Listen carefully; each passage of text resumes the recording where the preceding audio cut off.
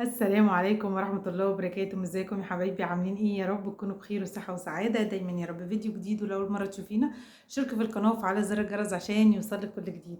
النهاردة بقى مع بعض قصة كده، يعني ربنا يهدينا كلنا.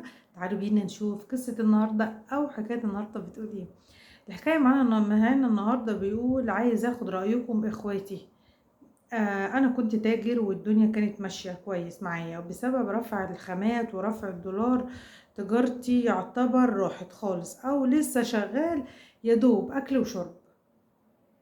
وعندي دين كبير قوي، بدأت الناس تطالب بفلوسها وما تطالب بفلوسها، ما عدتش قادر أسكت أكتر من كده. فكرت في الانتحار بسبب العيشة الصعبة، وكمان أنا عندي أولاد وثانوية عامة ومصاريف كتير وعيشة، كنت معيشهم في وضع مادي كويس. تنصحوني أعمل إيه؟ أتمنى منكم إنكم تدعولي دعوة 40 غريب. تمام. بص أقولك على حاجة. حكاية اللخبطة اللي حصلت، أو إن الناس يعني اللي حصلت في التجارة، او الحاجات اللي حصلت الايام اللي فاتت دي او بقالها فترة شغالة دي على الناس كلها. بص، مش اللي معاه فلوس بس، اللي حصل له دروب، لا الدنيا غليت. بعد ما الدنيا ما غليت، وطبعا احنا شايفين هي غليت على الكل. غليت على اللي معاه واللي ما معهوش، بمعنى صح. يعني حتى عارفين اللي هو ايه، الطبقة المتوسطة دي بدأت تنتهي، اللي هو بقى ايه، لا هيبقى فوق قوي لا هيبقى تحت قوي، ما اللي في النص دي يعني خلاص بدأت تنقرض. تمام. بس احنا بنقول الحمد لله، الحمد لله على نعمة الصحة، على نعمة الستر. تحمد ربنا، مش ان انا اخد اللي هي الوسيلة بقى اللي هي ايه، اقتصر. ويا ريتها هيبقى اقتصار ان انت مثلا تفكر في ان انت يحصل انتحار او تحصل حاجه زي كده. دي غلط جدا، دي المفترض دي انت تبعد عنها خالص. انت دلوقتي بتقول يا رب فك كربي او سد الديني، يا رب رجع الدنيا. ما تروحش تعمل حاجه زي كده، انت بتروح، ده انت بتروح للتهلكه. التهلكه ان انت لما بتعمل حاجه، طبعا احنا عارفين حكم الدين في اللي بيعمل حاجه زي كده. مش هنقول بقى ايه ضغوط ووصل، كان لا، اقعد مع عيالك. هل هم اكيد حاسين ان كان الاول وضع، انت بتقول كنت معيشهم في وضع مادي كويس، فما يجراش حاجه اني انا يبقى لما كان معايا فلوس انا كنت معيشكم كويس. دلوقتي الظروف اختلفت، فمعلش احنا هنقلل. طب هنقلل ايه؟ الاولويات، هنخلي الاولويات الاول، اللي هي مثلا لو الولاد عندهم دروس، بتاع دوت، طبعا الاكل والشرب ومصاريف البيت.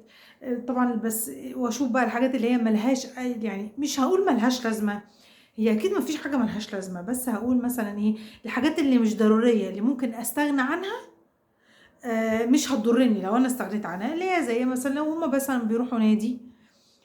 لا، طب مش هنقدر ندفع الاشتراك الفترة دي، طب خلاص خلينا قاعدين، يعني بلاش نروح.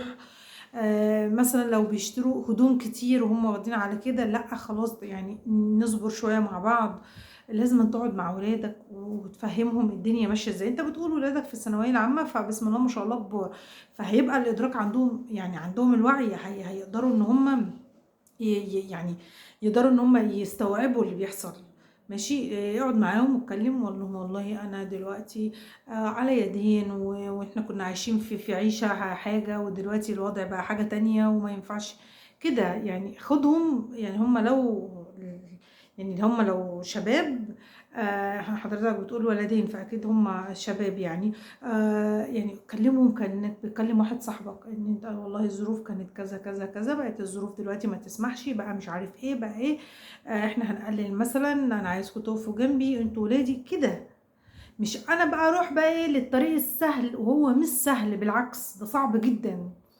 صعب جدا دلوقتي، وهيبقى صعب على اولادك بعدين، وهيبقى في حتة تانية خالص، هيبقى في موال تاني.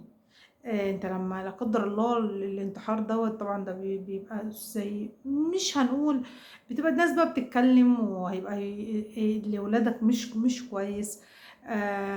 هيبقى الطموح عندهم خلاص مات. انت عايز تسيب، انت لما تعمل حاجه زي كده انت سبت لهم الدين بقى عندهم هم. طب وانا ايه وغير كده انا غضبت ربنا بعيد عن كل ده. طب وانا ليه انا اغضب ربنا ليه؟ طب ما انا كل الكلام ده خليه على جنب.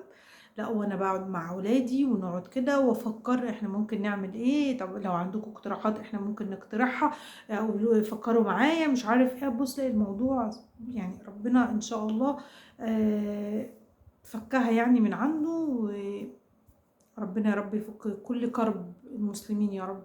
وكده فيديو النهارده خلص، ولو أول مرّة تشوفونا اشتركوا في القناة وفعّلوا زر الجرس عشان يوصل لكم كل جديد، وأقول لكم مع ألف سلامة، باي باي.